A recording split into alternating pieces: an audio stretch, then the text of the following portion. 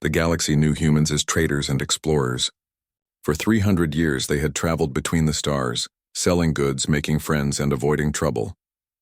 Most alien species thought humans were soft. They smiled too much. They talked instead of fighting. They seemed weak. The distress signal came from the edge of known space, from a place called the Silent Sector. The message was broken and hard to hear, but the words were clear enough. A human colony ship named the New Dawn was in danger. Pirates had boarded the vessel. There were over 800 people on that ship. Men, women, children, all of them were now hostages. The Galactic Peacekeeping Council received the message first. They gathered in their great hall, representatives from 100 different worlds. The council had dealt with pirate problems before. The solution was always the same: send negotiators, pay money, get the hostages back. Nobody wanted to fight.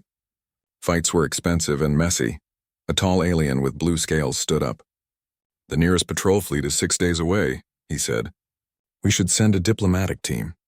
The pirates will accept payment." "They always do," the other council members agreed.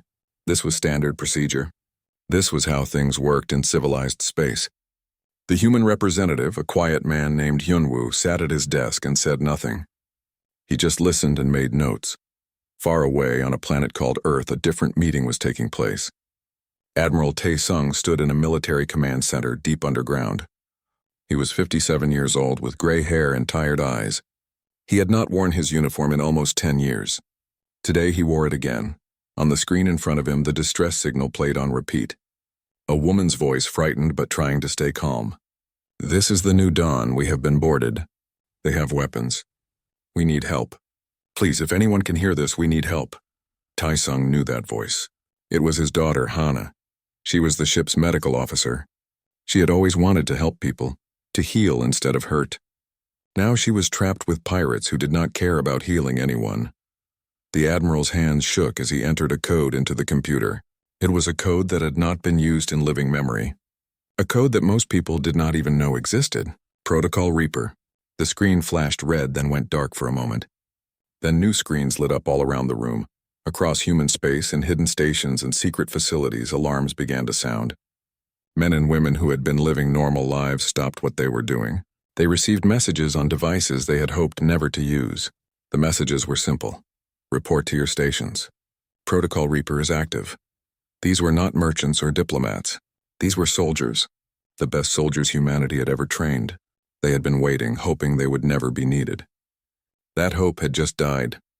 Commander Jiwoo was having dinner with her family when her wrist device buzzed.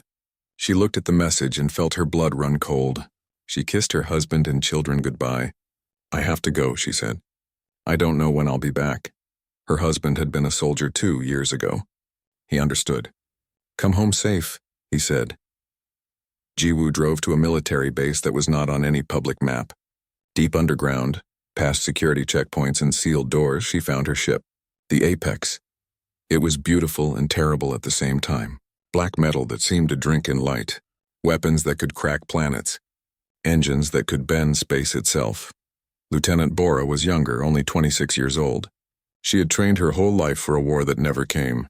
When the message arrived, she was practicing in a flight simulator. She climbed out of the simulator and ran to the hangar where her fighter ship waited.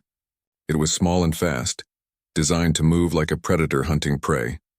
Around her, other pilots were arriving. They were all young, all eager, all scared. They knew what Protocol Reaper meant. Someone had hurt humans. Someone was going to pay for that. Engineer Dong-min was the oldest member of the crew. He was 63 with white hair and steady hands. He had built the weapon systems on these ships. He had designed missiles that could travel at nearly the speed of light. He had created defense systems that could track 1,000 targets at once. He had done all of this hoping it would never be used. Now, as he ran system checks on the weapons, he felt sick. These tools he had made were about to end lives. It was necessary, he told himself. But necessary did not mean it felt good. In the command center on Earth, Admiral Tae-sung watched as reports came in. 12 ships were powering up. 12 Predator-class warships, each one capable of destroying an entire fleet. The galaxy had never seen these ships. The galaxy did not know they existed. Humanity had kept this secret for 3 centuries. The Admiral opened a communication channel to all 12 ships. Faces appeared on screens around him. Jiwoo from the Apex. Captains from the other ships. The Retribution. The Blood Price, the Final Warning. Each ship had a name that promised violence. "You all know why we're here," Taesung said. His voice was calm, but there was steel underneath. 847 civilians are being held hostage in the silent sector. One of them is my daughter. All of them are our people. Our families. The galaxy thinks we are peaceful. They think we are weak. Today we remind them what humans really are. On the screen, Jiwoo nodded. "How fast do we need to get there, sir?" "The council says 6 days is the fastest possible time," Taesung said. "We will be there in 18 hours. Around the command center, technicians looked up in surprise. 18 hours? That was impossible. The jump they were suggesting would require technology far beyond what the galaxy knew humans possessed. They would have to exit faster than light travel inside a gravity well. Ships were not supposed to do that. It was too dangerous, too precise. But these were not normal ships. "Prepare for combat drop," Taesung ordered. "Navigation, plot the jump. Tactical, prepare all weapon systems. Communications, monitor Galactic Council channels. I want to know everything they're saying." The 12 ships began their calculations. Computers that were more advanced than anything the galaxy had ever seen ran through millions of possibilities. The jump would be perfect or it would kill everyone on board. There was no room for error. Bora sat in her fighter craft running through pre-flight checks. Her hands moved automatically, trained by thousands of hours of practice. Around her, 47 other fighters were doing the same thing. They would launch the moment the fleet arrived in the silent sector. She thought about the people on the new dawn. Children, probably. Families who had just wanted to start a new life on a distant world. They did not deserve this. Nobody deserved this. Dongmin finished his weapon checks. Everything was ready. The railguns were charged. The plasma lances were hot. The Scorpion missiles were loaded and waiting. He whispered a prayer to gods he was not sure he believed in. "Let this be enough. Let us save them all." On the new dawn, Hana moved through the crowd of hostages, checking on injuries, offering comfort where she could. The pirates had herded everyone into the cargo bay. They were huge creatures, the Vrakesh, 8 feet tall with armor like insects and claws that could tear through metal. The leader, a warlord named Thexir, stood on a platform above them. "Your council will pay," he announced. "They always do. Humans are rich and cowardly. In 3 days you will all go home." Hana said nothing. She knew something the warlord did not know. Hidden in her body was a military implant, inactive for years. It had just activated. She had received a message, encrypted and brief, 3 words that made her heart race with hope and fear. "Hold position, incoming." She recognized her father's command code. The Predator fleet was coming. She had heard stories about it as a child. Legends whispered among military families. She had half believed they were myths. Now she knew the truth. The galaxy was about to learn what happened when you hurt humans. Admiral Taesung stood alone on the observation deck of a transport ship that would follow behind the attack fleet. He looked out at the stars and thought about his daughter. When she was little, he had called her Little Star. She had always wanted to help people even then. "I'm coming, little star," he whispered to the darkness. "Hold on just a little longer." The computers finished their calculations. The jump coordinates were set. 12 warships prepared to travel faster and farther than any ship should be able to go. They would arrive like thunder, like judgment, like the answer to a prayer. In the Galactic Council chamber, Ambassador Hyunwoo listened to the debate. They were arguing about how much money to offer the pirates. They were discussing diplomatic approaches. They were treating this like a business transaction. He stood up and the chamber fell silent. "A human military asset is en route," he said calmly. "I recommend the pirates release the hostages immediately and surrender." For a moment there was silence. Then laughter. The tall blue alien shook his head. "Human military? You barely have a defense force. You're bluffing." Hyunwoo sat down and said nothing more. He did not need to argue. In 18 hours, everyone would understand. The quiet species, the peaceful species, the species everyone thought was weak, was about to show its teeth. The Predator fleet jumped into faster-than-light travel. Space twisted around them. Energy that could burn worlds pushed them forward. They were not traveling at normal speeds. They were not taking normal routes. They were taking the shortcut that only humans knew existed. The cargo bay of the New Dawn was cold and smelled of fear. 847 humans sat on the metal floor, pressed together for warmth and comfort. Children cried softly. Parents held them close and whispered that everything would be okay. Nobody really believed it. Warlord Thexir walked among them, his clawed feet clicking on the deck. He was massive, nearly 9 feet tall, with armor that looked like black stone. His species, the Vrakesh, had terrorized this region of space for decades. They took ships, sold cargo, and ransomed passengers. It was profitable work. Comfortable? Thexir asked, his voice like rocks grinding together. Some of the humans looked up at him with hate in their eyes. Others looked away. He laughed. Good. Stay comfortable. In 2 days your people will pay and you go home. Everyone wins. He had done this 12 times before. He knew how it worked. The councils would argue, but they always paid. Humans especially always paid. They valued life too much. It made them predictable. It made them easy prey. Hana moved through the crowd, checking on the injured. An older man had a broken arm from when the pirates had forced everyone into the cargo bay. A young woman was having panic attacks. A child had a fever. She did what she could with limited supplies. She also did something else. She was counting and watching. There were 23 Vrakesh guards in the cargo bay. They carried energy weapons and looked bored. But she also noticed something useful. Scattered among the hostages were 5 people she recognized from her military training days. They were trying to look scared and helpless. They were doing a good job. But she saw the way they watched the guards, calculating distances and weaknesses. The military implant in her spine pulsed softly. Another message. 16 hours, prepare for action. Hana allowed herself a small smile. Then she went back to treating injuries and keeping people calm. On the bridge of Thexir's command ship, the pirate captain was having a good day. He had sent his ransom demand to the Galactic Council. 10 million credits or he would start executing hostages. He would start with the children because that always made the councils pay faster. His communications officer, a younger Vrakesh named Kresh, looked up from his station. The council has responded, my lord. They agreed to negotiations. A diplomatic ship is being prepared. Excellent, Thexir said. Tell them we want payment in 3 days. After that, we start killing 1 human every hour until they pay. Kresh hesitated. There is something else, my lord.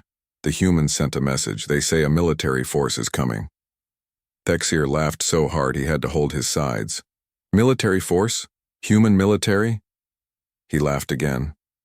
The humans have exploration ships and cargo haulers. They have no warriors. Tell the council we are not afraid of human threats. What Thexir did not know was that at that very moment, 12 ships were cutting through space faster than anything in the galaxy should be able to move. They were 16 hours away and closing.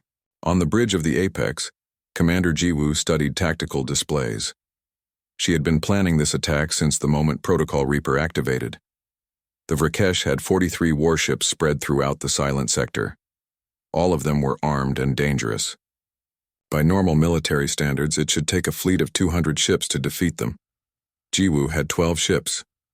She did not seem worried. Navigation, confirm jump coordinates, she said. I want to exit FTL directly above the new dawn. Maximum precision. The navigation officer, a young woman named Rin, looked nervous. Ma'am, that means exiting inside a gravity well. The margin for error is... I know what the margin is, Jiwoo interrupted gently. That's why I asked for maximum precision. Can you do it? Rin took a deep breath and nodded. Yes, ma'am, I can do it. Good. Weapons. What's our status? The weapons officer reported. All systems green. Railguns charged at 100%. Plasma lances ready. Scorpion missiles loaded. Point defense grid active. We are ready for combat, ma'am. Jiwoo nodded. She pulled up a simulation of the battle. In her mind, she saw how it would unfold. The Vrakesh would be surprised by their arrival. They would panic. Some would fight. Some would try to run. She had planned for all of it. The key was the hostages. They had to be protected. Even one civilian death would be considered a failure. Jiwoo had run this simulation 400 times. She had found a way to win with 0 friendly casualties. It required perfect timing, perfect accuracy, and a little bit of luck. Lieutenant Bora sat in her fighter craft, going through meditation exercises her instructor had taught her. Stay calm, stay focused. The mission was simple. Her squadron would launch the moment they arrived and paint targets for the big ships. Every weapon system on every Vrakesh ship needed to be marked and tracked. Around her, 47 other pilots were doing the same thing. They were young, the oldest was 32. They had trained for years, hoping they would never have to use that training. Now the moment had come. Bora's communication system buzzed. All fighters, this is the Admiral. In 15 hours you will see combat for the first time. Remember your training. Remember why we're here. There are children on that ship. Your job is to make sure they go home to their families. Yes, sir, Bora said, along with 47 other voices. She thought about those children. She had a younger brother. He was 16 now, probably worried about school and friends and normal teenage things. The children on the New Dawn should be worried about normal things too. Instead, they were trapped with monsters. That was going to change very soon. Engineer Dong Min ran final checks on the weapon systems. Everything was working perfectly. The railguns could fire tungsten rods at such high speeds that the impact would compress matter into impossible densities. The plasma lances could cut through any known shield or armor. The Scorpion missiles could accelerate to near light speed. These weapons represented 50 years of human engineering. They were marvels of technology. They were also terrible instruments of death. Dongmin thought about the people who would die when these weapons fired. The Vrakesh were pirates and murderers, yes, but they were also living beings with families and histories. His finger would press buttons, and they would cease to exist. He reminded himself they had a choice. They could have been traders or explorers. They chose to be pirates. They chose to take hostages. They chose to threaten children. That made it necessary, but necessary did not make it easy. Back on the New Dawn, time was passing slowly. The hostages were given food, but not much. Water, but not enough. Thexir wanted them uncomfortable. Uncomfortable hostages made councils pay faster. An older woman named Moran sat next to Hana. "Do you think they'll really pay the ransom?" she asked quietly. Hana smiled. "I think help is coming." "The council ships?" "Something better." Moran looked confused, but Hana said nothing more. She could not explain without raising suspicion. Instead, she continued moving through the crowd, organizing people, keeping them ready. The 5 former military personnel had positioned themselves strategically, 1 near the main door, 2 near the guard stations, 2 near the ventilation systems. When the time came, they would know what to do. On the Galactic Council, the debate continued. The tall blue alien, Ambassador Krell, argued for immediate payment. 10 million credits is a small price for 800 lives, he said. A insect-like alien named Shrix disagreed. If we pay quickly, it encourages more piracy. We should negotiate a lower price. Ambassador Hyunwoo listened to them argue. He had stopped participating hours ago. He knew the Predator fleet was now just 8 hours away. The Council's negotiations would not matter soon. Finally, Krell noticed Hyunwoo's silence. The human says nothing. "Are you content to let your people die while we debate?" Hyunwoo looked up. His face was calm. "My people will not die," he said simply. "You have such faith in our negotiations?" "I have faith in my fleet." Krell laughed, a sound like wind through crystals. "You keep mentioning this fleet. The humans have no significant military. Even our intelligence confirms this." "Your intelligence is incomplete," Hyunwoo said. He stood up. "I have tried to warn you. I have tried to warn the pirates. You have all chosen not to listen. In 8 hours you will understand." He walked out of the council chamber. Behind him, the aliens looked at each other in confusion. Was the human bluffing? Was he delusional? They did not know. They would find out soon enough. Admiral Tae-sung stood in the command center, watching countdown timers. 8 hours until arrival.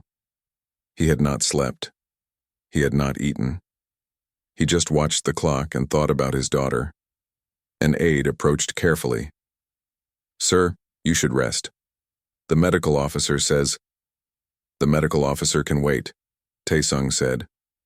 "I will rest when my daughter is safe." The aide nodded and backed away. Everyone in the command center understood. They all had families. They all knew what was at stake. On the apex, Ji-woo gathered her senior staff. "Final briefing," she said. "We exit FTL directly above the new dawn. The Vrakesh will have approximately 3 seconds of surprise before they understand what's happening. In those 3 seconds, fighters launch and begin target designation." She pulled up a tactical display. "The Admiral will make one offer of surrender. Based on Vrakesh psychology profiles, they will refuse. Warlord Thexir has never surrendered in his life. He will not start now." "What happens when he refuses?" asked her tactical officer. Ji-woo's expression did not change. The Vrakesh sensors went crazy with warnings. Alarms screamed on every ship. Officers stared at their displays in confusion and growing fear. 12 ships had just appeared from nowhere, inside a gravity well, in perfect formation. That should have been impossible. On the bridge of his command ship, Warlord Thexir stared at the tactical display. The 12 vessels were unlike anything he had seen before. They were black, angular, covered in weapon ports that were already glowing with power. They looked like they had been designed for one purpose: killing. "What are those?" he demanded. His tactical officer's voice shook. "Unknown ship class. Energy signatures are off the scale. They're targeting us. All of them are targeting us." Before Thexir could respond, every screen on his bridge changed. A human face appeared. An older man with gray hair and cold, tired eyes. "Admiral Taesung." "This is Admiral Taesung of the Human Defense Fleet," the voice said calmly. "You are holding 847 human civilians hostage. You have 60 seconds to release them unharmed and surrender your vessels. This is your only warning." Thexir felt rage replace his fear. He was Warlord Thexir. He had conquered 100 ships. He did not surrender to anyone, especially not to humans. Weak, pathetic humans who talked instead of fought. He grabbed the small boy again, dragging him in front of the camera. "You attack. The humans die," he snarled. "Starting with this one." On the bridge of the apex, Commander Ji-woo watched the warlord threaten the child. She had predicted this. She had planned for this. She looked at Admiral Taesung's face on her screen. He nodded once. 5 seconds of complete silence followed. Then the Admiral's voice came back, and it was different now. All the gentleness was gone. This was the voice of judgment. Wrong answer. Lieutenant Bora felt her fighter launch before she consciously registered the command. One moment she was in the tube, the next she was in space, moving at speeds that made her vision blur. Around, her 47 other fighters launched in perfect synchronization. They were invisible to the Vrakesh sensors. Human stealth technology was 50 years ahead of anything the galaxy knew existed. The fighters moved through the pirate fleet like ghosts, marking targets with laser designators. Every weapon system, every shield generator, every engine, every bridge, all marked, all tracked. Commander Ji-woo watched her tactical display light up with target data. Weapons. Select target Vrakesh 7. That destroyer on the edge of the formation. Fire 1 Scorpion missile. The weapons officer pressed a button. A single missile launched from the apex. For 2 seconds, nothing seemed to happen. Then the missile's engine ignited fully. It accelerated at impossible speeds, faster and faster, until it was moving at nearly the speed of light. The Vrakesh destroyer's shields registered the incoming missile. The ship's defense systems tried to respond. They were far too slow. The Scorpion hit at 0.97 light speed.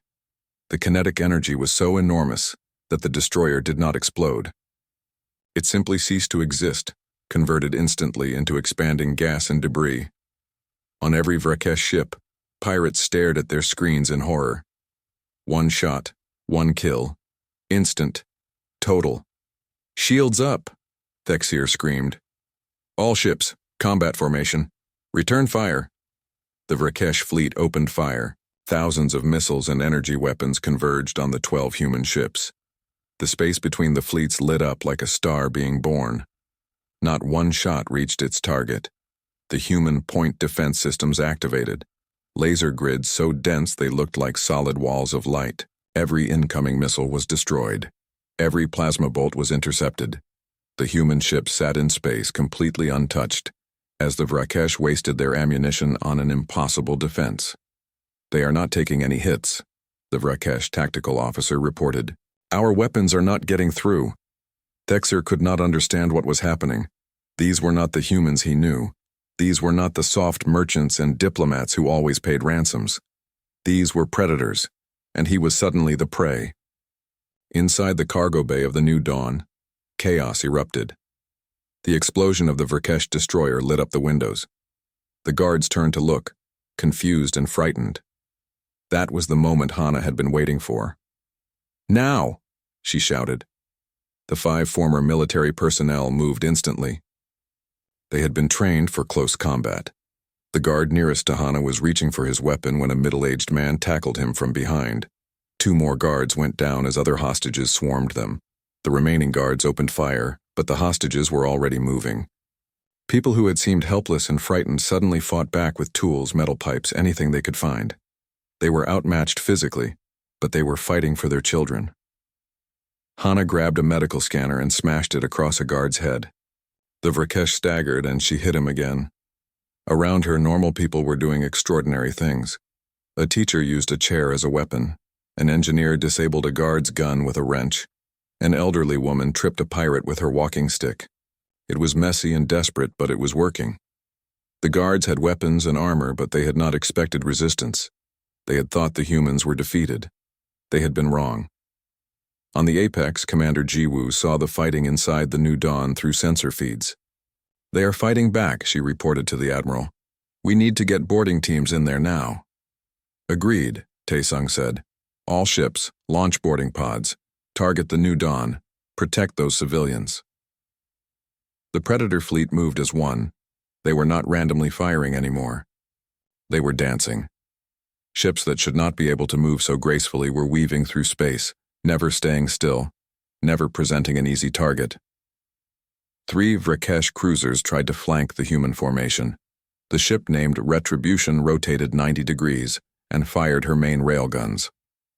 The magnetically accelerated tungsten rods traveled at such high speeds that when they hit, the cruisers did not just break apart. The kinetic energy compressed their hulls into dense cubes of wreckage in less than a second. 16 enemy ships destroyed, Jiwoo reported calmly. 27 remaining, boarding pods away. Bora's fighter squadron had finished marking targets. Now they had a new job: clear a path for the boarding pods. She led her squadron in a diving attack run, firing precision strikes at Vrakesh point defense systems. Her weapons were not designed to destroy ships. They were designed to disable systems. Every shot hit exactly where it was supposed to hit. Weapon turrets exploded. Sensor arrays went dark. The Vrakesh fleet was being systematically blinded and disarmed. Engineer Dongmian activated the electronic warfare suite from his station deep in the apex. It was a weapon the Vrakesh had no defense against. Powerful signals flooded their computer systems, crashing programs, freezing controls, turning their own ships against them. On 5 Vrakesh vessels, weapons suddenly stopped responding. On 7 more, life support flickered. On 3 ships, the engines shut down completely. The pirates were not just being outfought, they were being outsmarted.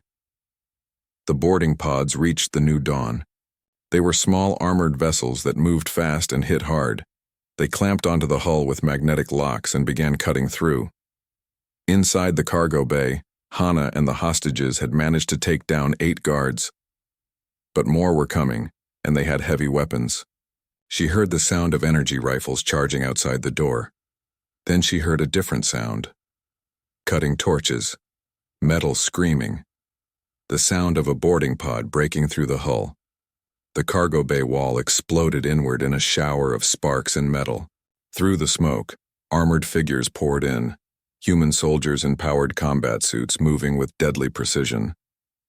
The Vrakesh guards raised their weapons, but it was over in seconds. The human soldiers did not hesitate. They did not negotiate. They saw armed pirates threatening civilians. and they responded with overwhelming force. Energy weapons, plasma rifles, close combat. It was brutal and efficient and absolutely final. Hana sank to her knees, shaking. Around her, children were crying in relief. Adults were hugging each other. The nightmare was over. A soldier approached her, his helmet retracting to show a young face. "Ma'am, are you injured?" "I am the medical officer," Hana said. "I need to check the wounded." "Ma'am, we need to evacuate you first." "I am not leaving until everyone is safe," she said firmly. "Now help me check these people."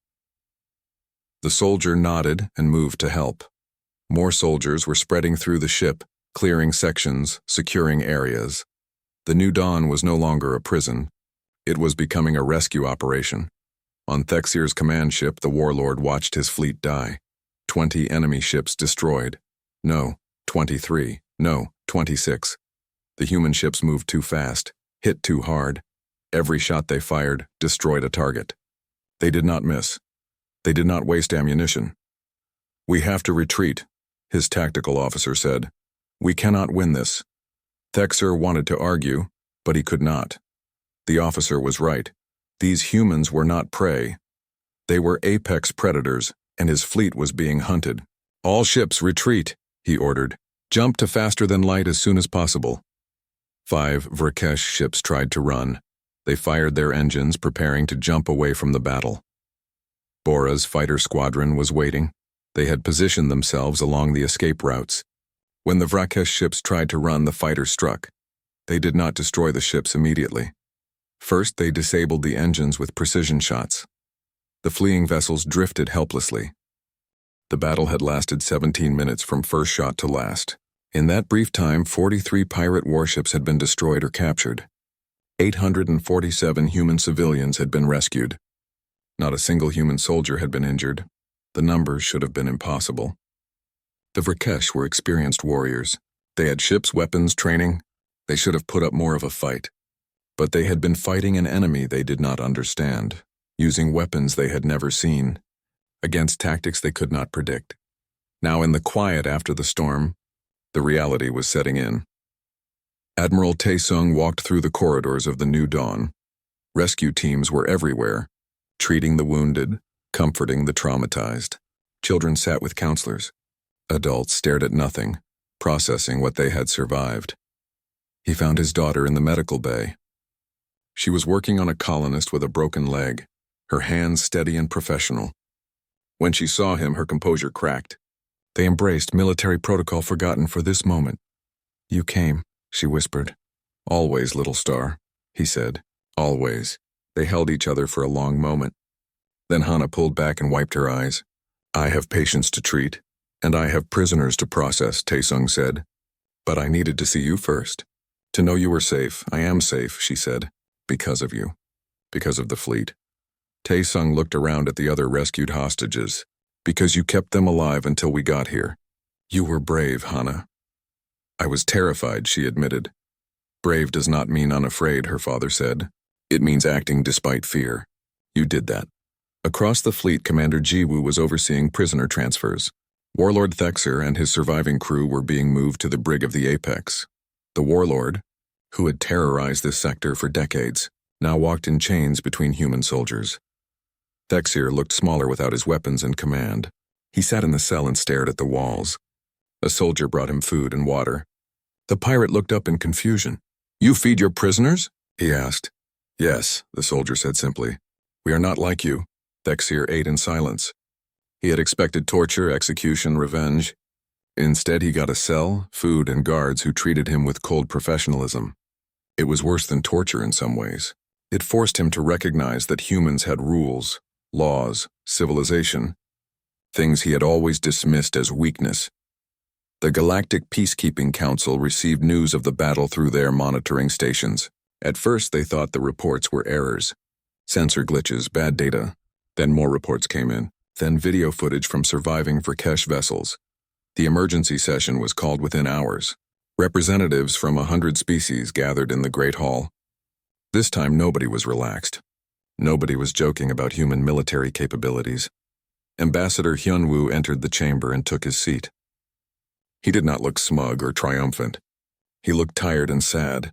Victory in war was never something to celebrate, even when necessary. The tall blue alien, Ambassador Krell, spoke first. The reports cannot be accurate. 43 Vrakesh ships destroyed in 17 minutes? It is impossible. Not impossible, Hyunwoo said quietly. Just difficult. We have had 3 centuries to prepare. You lied to us. An insect-like ambassador hissed. You said you were peaceful. You said you had no significant military. We are peaceful, Hyunwoo said. We chose peace. But peaceful does not mean helpless. We never said we were helpless. He stood and activated a display. Battle footage played for the council. They watched human ships emerge from faster-than-light travel in perfect formation. They watched point defense systems destroy thousands of incoming weapons. They watched railguns fire with impossible accuracy. They watched a fleet that should not exist destroy an enemy that should have been too strong. When the footage ended, the chamber was silent. Finally, a small furry alien named Ambassador Tick spoke. How long have you had this capability? Since before we met you, Hyunwoo said.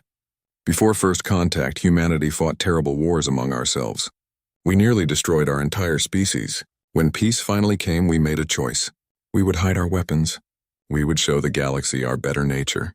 We would hope never to use the fleet we built. And now? Krell asked. Now the galaxy knows, Hyunwoo said. We prefer peace. We will always choose diplomacy first, but if you threaten our people, we will respond with everything we have. That is not a threat. It is simply information. Another alien, this one with tentacles and many eyes, raised a limb. Will you use this fleet for conquest? For expansion? No, Hyunwoo said firmly. We have no interest in ruling others. We just want to live in peace and protect our own. That is all we have ever wanted. The council debated for hours. Some wanted to restrict human military expansion. Others wanted to form alliances. Some wanted to prepare for war with humanity. All of them were afraid. Finally, Hyunwoo stood again.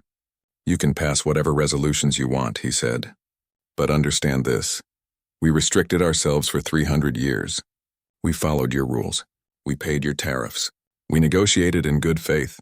And when our people were threatened, you debated about how much money to pay pirates. So now we will follow galactic law, but we will maintain whatever military force we believe is necessary. That is not negotiable. He walked out of the chamber. Behind him, aliens looked at each other nervously. The balance of power in the galaxy had just shifted dramatically. Lieutenant Bora debriefed her fighter squadron on the Apex. Her pilots were excited, proud, full of energy. They had proven themselves in combat. They had saved lives. They had won. She let them celebrate for a few minutes. Then she spoke. We did our job today, she said. We protected civilians. We eliminated threats. We came home safe. That is good. But do not celebrate violence. We are good at killing. Our species has always been good at it. That does not make us special. What makes us special is choosing not to kill when we have the option. One young pilot raised his hand. Ma'am, they were pirates. They deserved what they got. Perhaps, Bora said. But they were also living beings. They had families somewhere. They made terrible choices, and they paid for those choices with their lives. That is justice. But it is not something to enjoy. We are warriors. We fight when necessary, but we are not murderers who take pleasure in death. The pilots quieted down. They understood. Being good at violence did not mean seeking it. The best warrior was one who never had to fight. Engineer Dongmin sat in the engine room running post-battle system checks. Everything had performed perfectly. The weapons he designed had worked exactly as intended. Thousands of lives had ended because of his engineering. A young technician approached him. Sir, the weapon efficiency reports are incredible. 99.7% accuracy. 0 system failures. I know, Dongmin said quietly. Sir, you do not seem happy about it. Dongmin looked at the young man. I am glad the weapons worked. I am glad we saved the hostages. But I am not happy that we had to use them. Every destroyed ship was full of people. Bad people, yes, but people nonetheless. That is not something to be happy about. The technician thought about this. But it was necessary. Yes, Dongmin agreed. Necessary. Remember that word. We do what is necessary, not what we enjoy. The freed colonists from the New Dawn were being transferred to a hospital ship. Medical teams worked overtime, treating injuries and trauma. Counselors talked to children who had seen things no child should see. One little boy, the one Thexir had grabbed and threatened, sat with a counselor. "Are the pirates coming back?" he asked. "No," the counselor said gently. "They cannot hurt you anymore." "The ships that saved us," the boy said. "They were scary. They destroyed so many things so fast." "They are scary," the counselor agreed. "But they are our scary ships. They are there to protect you, not hurt you." The boy thought about this. "So we are safe now?" "Yes," the counselor said. "You are safe, but not everyone felt safe. Some colonists who had grown up believing humanity was purely peaceful now knew different. Their species was capable of terrible violence. That knowledge changed something in them. Some felt safer. Some felt afraid of their own people. Some felt conflicted. On Earth, governments were dealing with public reaction. News of the battle had spread. Some people were proud. Their species was strong. They could defend themselves. Others were worried. What if humanity became the aggressor? What if they became what they had always feared? A young reporter named Juna managed to get an interview with a retired military officer who had served during the colony wars. "Were you surprised by what the Predator fleet did?" she asked. The old soldier shook his head. "No, humanity has always been good at war. We are persistence hunters. We are tool makers. We are strategic thinkers. The galaxy forgot that evolution does not make peaceful species. It makes survivors. We survived. Should people be afraid of the Predator fleet? People who threaten humans should be afraid," the soldier said. "Everyone else should feel safer knowing we can protect ourselves." Back in space, the Predator fleet was preparing to return to their hidden stations. Admiral Tae-sung stood on the bridge of the apex looking at the debris fields. So much destruction in such a short time. So many lives ended. Commander Jiwoo approached him. "Sir, Earth Command is offering you a promotion. Fleet Admiral with expanded authority." Tae-sung shook his head. "I do not want more authority." 6 months had passed since the Silent Sector incident. The galaxy had changed in ways both obvious and subtle. Trade routes were safer. Piracy had dropped dramatically. Diplomatic negotiations with humanity carried new weight. But the most important changes were the ones nobody could see. In minds and hearts across 1,000 worlds, a new understanding had taken root. Humans were not prey. Captain Hana stood on the bridge of her new assignment. She had requested transfer from medical duty on colony ships to the Predator fleet. Her father had tried to talk her out of it, but she was firm. "I saw what happens when we are helpless," she told him. "I felt that fear. I never want anyone to feel what I felt in that cargo bay. If I can prevent that, I will." Now she served as chief medical officer on the Apex, but also as humanitarian operations commander. It was a new position, created after the Silent Sector. Her job was to coordinate medical response during military operations, to save lives even as battles happened around her. She was training medical teams to deploy with combat units. "Your job is not to fight," she told them. "Your job is to heal. But you need to be able to heal in dangerous places. You need to be able to work while missiles are flying and ships are burning." It was a strange balance, but it was the balance humanity needed. The capacity for violence married to the desire to heal. Across human space, military academies were seeing record enrollment. Young people who had grown up in an era of peace now understood that peace required strength. But the curriculum had changed. Yes, they learned tactics and weapons and strategy, but they also learned ethics, restraint, rules of engagement. Lieutenant Bora, now promoted to wing commander, taught at the academy 3 days a week. She stood before a class of new pilots and asked them a question. "Why do we train to fight?" Hands went up. "To protect humanity," one cadet said. "To defend against threats," said another. "To win wars," a third offered. Bora shook her head. "We train to fight so we never have to fight. The best warrior is one who never draws a weapon. Our strength is not measured by kills, but by conflicts prevented. If you graduate from this academy and never fire a shot in anger, you have succeeded." The cadets looked confused. One raised her hand. "But Commander, you fought in the Silent Sector. You destroyed enemy ships." "Yes," Bora agreed. "Because it was necessary. The pirates would not negotiate. They threatened children. So we eliminated the threat. But that was the last resort, not the first choice. Always remember that. The galaxy was learning this lesson too." A minor territorial dispute erupted between humanity and a species called the Dravok over a mining system. In the past, humanity would have negotiated, compromised, possibly given up the claim to avoid conflict. Now a single Predator-class ship arrived at the disputed system. The Retribution. It did not fire weapons. It did not even power up its weapon systems. It simply positioned itself between the Dravok ships and the human mining station and waited. The Dravok fleet commander sent a message. "This system is contested. You have no right to it." The Retribution's captain responded calmly. "The system was legally claimed by human settlers 40 years ago. We have documentation. We have witnesses. We have law on our side. You may contest this claim through proper legal channels, but you will not take it by force." The Dravok fleet consisted of 30 ships. The Retribution was alone. By numbers, the Dravok should have won easily, but the Dravok commander had seen the footage from the silent sector. Everyone in the galaxy had seen that footage. The Dravok fleet withdrew within 4 hours, no shots fired, no lives lost, strength used as a deterrent rather than a weapon.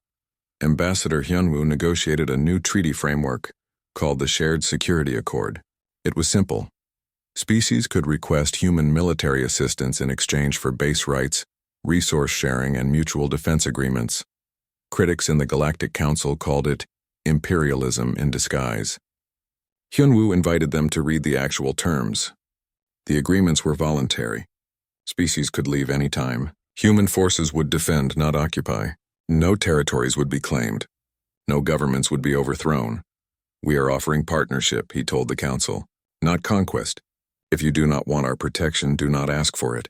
But many species do want it. Species that have been raided, bullied, threatened by those stronger than them. We are offering them what the council could not: safety." Within 6 months, 47 species had signed the accord. Humanity became the guarantor of peace across a third of the galaxy, not through invasion, but through invitation. Engineer Dong Min had a new project. He was leading a team developing defensive technology that could be shared with allied species. Shield generators, point defense systems, sensor arrays, the tools to protect themselves without offensive capabilities. "We cannot be everywhere," he explained to his team. "We cannot protect everyone all the time. But we can give others the tools to protect themselves. That is sustainable. That is fair." A young engineer asked, "Are we not worried about this technology being used against us?" Dongmin smiled. "The shields we are sharing are good, but they are not as good as ours. The point defense systems are effective, but not as effective as ours. We are giving them what they need to defend against pirates and raiders, not what they would need to threaten us." It was calculated, strategic, but also generous. Humanity was building a network of allies, of species that owed them gratitude and loyalty. But not everyone was grateful. Intelligence reports reached Admiral Tae-sung of a growing coalition. Predator species who resented humanity's rise. The Vrakesh survivors had spread stories, exaggerated and fearful. Some species saw humanity as a threat that needed to be eliminated before it grew stronger. Tae-sung called his command staff together. Commander Jiwoo, Captain Hana, Wing Commander Bora, Engineer Dongmin, all the key officers who had fought in the silent sector. "We have a problem," he said, displaying the intelligence. "Multiple species coordinating. They are planning a joint attack. Dozens of fleets, thousands of ships. It is a real threat. How do we respond?" Jiwoo asked. Everyone expected the Admiral to order mobilization to prepare for war. Instead, he made a different choice. "We invite them to talk," he said. The command staff looked shocked. "Sir," Jiwoo said carefully, "they are planning to attack us." "They are planning to attack because they are afraid," Tae-sung said. "Fear makes people do stupid things. We need to show them they do not need to be afraid. Unless they make us their enemy, then they should be very afraid." The invitation was sent. The coalition leaders were invited to a summit on a neutral station. No weapons, no fleets, just dialogue. Many in the coalition assumed it was a trap. Some refused to come. But others, the wiser ones, recognized an opportunity. They attended. The summit began with tension thick enough to cut. Representatives from dozens of species sat in a great hall, facing human diplomats. Everyone expected threats, ultimatums, displays of power. Instead, Ambassador Hyunwoo showed them something else. A new ship, called the Prometheus, appeared on view screens. It was not a warship. It was massive, yes, and clearly advanced. But it had no weapons. Instead, It had construction equipment, resource processors, terraforming technology. This is our civilian engineering ship, Hyunwoo explained. It can build a space station in 3 days. It can terraform a barren moon in 6 months. It can turn dead systems into thriving colonies. We have had this capability for decades, just like we had the Predator fleet for decades. We kept both secret. He looked around the room. You came here expecting us to threaten you. Instead, we are offering partnership. We will help you develop your worlds. We will build infrastructure. We will share technology. In exchange, you leave our people alone, and you stop seeing violence as the first solution to every problem. The coalition leaders were silent. This was not what they expected. One of them, a large reptilian named Vrax, spoke up. Why would you help us? We were planning to attack you.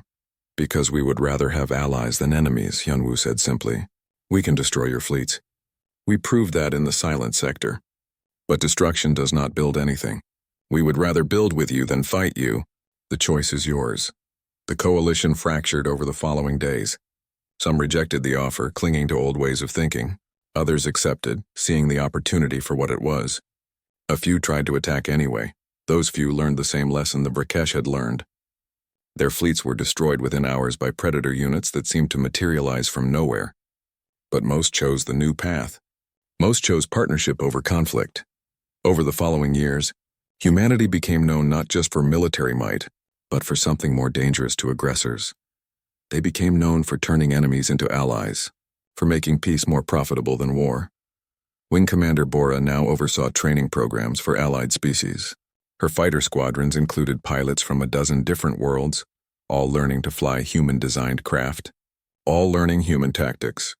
Her new squadron motto was simple: Guardians, not conquerors. She taught them that the best combat pilot was one who never had to fire a shot. That strength was a tool for deterrence, not domination. That their job was to protect, not to destroy. Some struggled with the philosophy. A young Zenthari pilot, amphibious and aggressive, asked her, Commander, if we are this powerful,